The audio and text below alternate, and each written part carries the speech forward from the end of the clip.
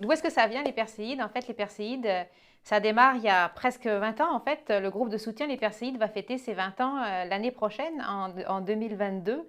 Ça part en fait de Sylvie, de Sylvie Blouin avec nous, qui est responsable des services actuellement, qui accompagnait en fait des parents dans le cadre de sa pratique. Elle était accompagnante à la naissance avec le collectif Les Accompagnantes. Donc, dans sa pratique qu'elle avait avec ses parents-là, elle a vécu bien évidemment différentes situations. Ayant elle-même vécu cette expérience douloureuse aussi, elle a bien vu en fait que dans la région de la capitale nationale, il n'y avait pas le soutien nécessaire pour ses parents qui vivaient cette douloureuse expérience qui est le deuil périnatal. Donc, avec la coordonnatrice à ce moment-là, elles en ont discuté et elles ont accepté de mettre en place un groupe de soutien qui s'appelait Les Perséides à partir de 2002. Donc, entre 2002 puis 2014, le groupe de soutien existait au sein du collectif Les Accompagnantes.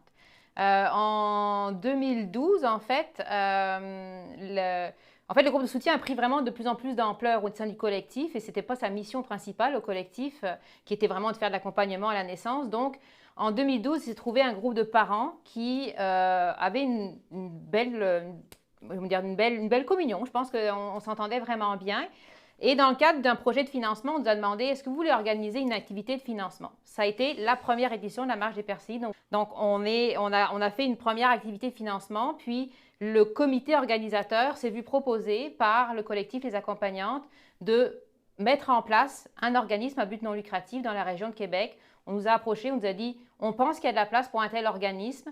Ça prend aussi un petit peu de place au niveau du collectif. Donc, est-ce que vous voulez qu'on vous accompagne et qu'on vous aide à créer, à mettre en place cet organisme-là?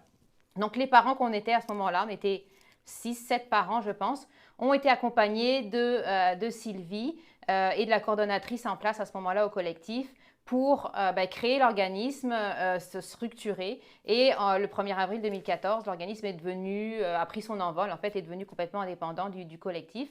Donc, c'est la belle histoire de l'organisme.